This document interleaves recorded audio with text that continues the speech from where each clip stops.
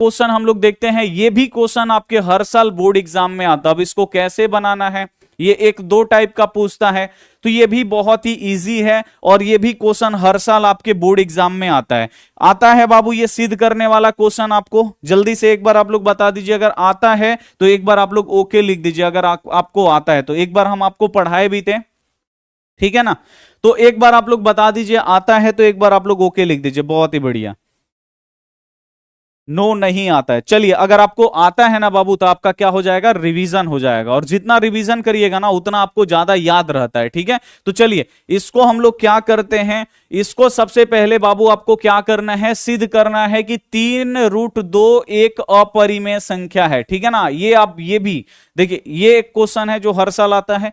पिछला एक जो क्वेश्चन बनाए थे यूक्लिड विभाजन वाला, वो हर साल जब से परीक्षा शुरू हुआ है तब से भी वो क्वेश्चन आ रहा है, तो ये सब क्वेश्चन आपको आना चाहिए। इसको सबसे पहले बनाइएगा कैसे, तो बोल रहा है कि इसको सिद्ध करिए कि 3√2 एक क्या है, अपरिमेय संख्या। तो सबसे पहले इसको क्या कर लीजिए, मान लीजिए, माना कि 3√2 एक परिमेय संख्या। सबसे पहले आपको उल्टा मानना है, सिद्ध क्या करना है, अपरिमेय संख्या, तो आप लोग इसे परिमेय मान लीजिए। सबसे पहले बाबू हम लोग लिखेंगे यहां पे हल, और सबसे पहले लिखेंगे कि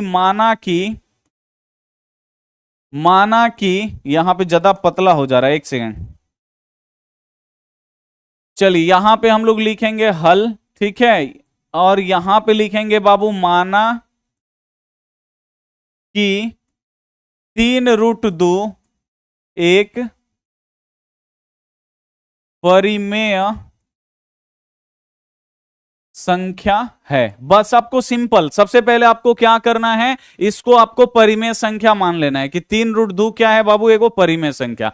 अब ये जो इसको हम लोग परिमेय माने हैं, किसको, 3√2 को जब हम परिमेय माने हैं तो परिमेय संख्या बाबू किस रूप में रहता है, तो ये P/Q के रूप में रहता है। तो अब आपको अगला स्टेप जो करना है वो लिखिएगा, 3√2 को हम परिमेय माने हैं तो जो 3√2 है बाबू वो किसके बराबर होगा, वो P/Q के रूप में होगा, क्योंकि जो परिमेय संख्या होता है वो P/Q के रूप में होता है। तो ये हम लोगों का हो गया P/Q। अब इसमें एक ट्रिक है, अब ट्रिक बाबू सभी बच्चे को आपको ध्यान में रखना है। ट्रिक बाबू यही है आप में इसमें कि रूट वाला संख्या को आपको इधर रखना है, रूट वाले को इधर रखना है, अब बाकी जो बिना रूट वाला है उसको उस साइड भेज देना, बस यही एक ट्रिक है। और जो बच्चे इसे समझ लिए वो ऐसे क्वेश्चन को उड़ा देंगे। रूट वाला को इधर रखना है, अब बाकी जो बिना रूट वाला है उसको उधर भेजना है। तो इसमें बिना रूट वाला कौन है बाबू, 3 है, 3 यहां पे गुणा कर रहा है, इधर आके क्या करेगा, भाग करेगा। भाग करने का अर्थ बट्टा के नीचे जाएगा, नीचे जाएगा ना। चलिए अब इसको क्या देखिए, इधर से हमारा क्या बच जाएगा बाबू, √2 बच जाएगा,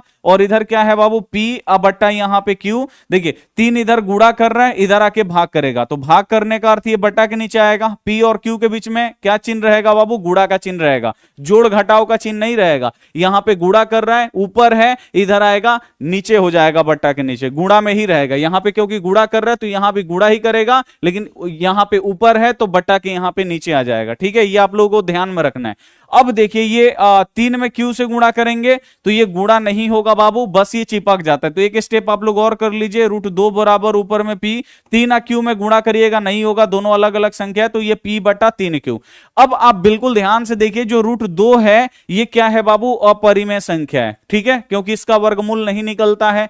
ये √2 हम लोग सिद्ध भी कर चुके हैं प्रश्नावलियों में कि √2 अपरिमेय संख्या है। तो बस आप लोग यहां पे देख के लिखिएगा कि यहां √2 एक अपरिमेय संख्या है, अपरिमेय संख्या है, ठीक है ना। लेकिन P/Q में क्या है बाबू, P/3Q में ना रूट है ना पाई है। जब इसमें ना रूट है ना पाई है तो ये क्या है, परिमेय संख्या है ना। देखिए अब ना इसमें रूट है ना पाई है, जिसमें रूट रहता है वही तो अपरिमेय होता है ना। दो ना इसमें रूट है ना पाई है तो ये क्या होगा, परिमेय होगा। तो लिख दीजिएगा यहां पे P/3Q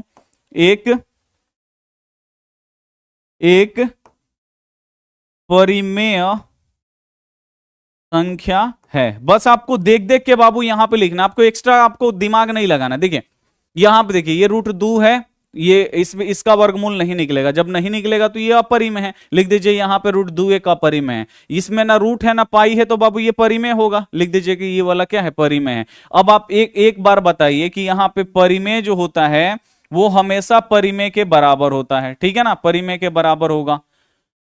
ठीक है। और जो अपरिमेय होता है वो हमेशा अपरिमेय के बराबर होगा। ये कभी नहीं होता है कि जो परिमेय है वो अपरिमेय के बराबर हो, ये कभी भी नहीं होता है। और यहां पे यही कंडीशन बन रहा है। देखिए ये √2 अपरिमेय है, ये क्या है, अपरिमेय है। यहां पे ये क्या है, परिमेय है। ये अपरिमेय कभी भी परिमेय के बराबर नहीं होगा। देखिए बीच में बराबर का चिन्ह लगा है, तो अपरिमेय या परिमेय जो होता है वो कभी भी अपरिमेय के बराबर नहीं होता है। तो यहां पे विरोधाभास उत्पन्न हो जाता है। यहां पे आप बिल्कुल ध्यान से देखिए, अगर परिमेय है तो वो परिमेय के बराबर होगा, अपरिमेय है तो वो अपरिमेय के बराबर होगा। लेकिन बाबू मेरे यहां पे क्या हो रहा है, ये अपरिमेय है और यहां पे ये परिमेय है।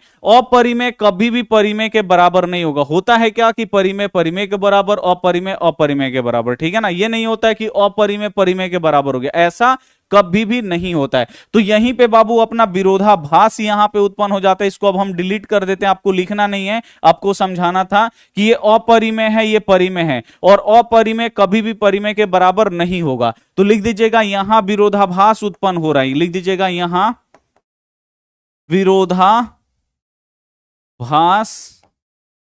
उत्पन्न हो रहा है। लिख दीजिएगा कि यहां पे तो अब विरोधाभास उत्पन्न हो रहा है। हम परिमेय माने थे लेकिन ये परिमेय नहीं है, ठीक है ना। यहां पे क्या हो रहा है, विरोधाभास उत्पन्न हो रहा है। लिख दीजिएगा, अब इसके नीचे लिखिएगा, लेकिन जगह नहीं है तो हमको साइड में लिखना पड़ेगा। लिख दीजिएगा कि अतः हमारा मानना गलत है, अतः हमारा मानना गलत है कि, अतः हमारा मानना गलत है कि यहां पे 3√2 परिमेय संख्या है। अतः हमारा मानना, यहां पे आप लोग जो माने हैं ना कि परिमेय है, तो उसको लिख दीजिएगा कि अतः हमारा मानना, एक ही लाइन में आपको लिखना है, अतः हमारा मानना गलत है कि 3√2 एक परिमेय संख्या। ये क्या है, 3√2 एक अपरिमेय संख्या है। और यहां पे आपका क्या हो जाता है, सिद्ध हो जाता है। बस इसमें आपको यही करना है, बस बन जाएगा आपसे। जल्दी से एक बार आप लोग कमेंट करके बता दीजिए। गुरुजी एक बार और समझाइए अमित कुमार, ठीक है। तो बाबू मेरे इसमें आपको क्या करना है, सबसे पहले बोल रहा है कि इसको अपरिमेय सिद्ध करिए। तो इसको अपरिमेय सिद्ध करना है तो सबसे पहले आपको उल्टा काम करना है, इसको परिमेय मान लेना है। जब ये परिमेय है तो परिमेय माने हैं तो ये P/Q के रूप में होना चाहिए। तो 3√2 बराबर P/Q लिख दीजिए। अब देखिए 3 इधर गुणा कर रहा है, इधर आके भाग करेगा, भाग करने का अर्थ बट्टा के नीचे आएगा। अब P और Q के बीच में कुछ भी चिन्ह नहीं है, वहां पे क्या होता है, गुणा का चिन्ह होता है। तो यहां पे आप लोग गुणा का चिन्ह दे दीजिएगा, ठीक है ना। इधर देखिए 3 इधर गुणा कर रहा है, इधर आके भाग करेगा, भाग करने का अर्थ बट्टा के नीचे।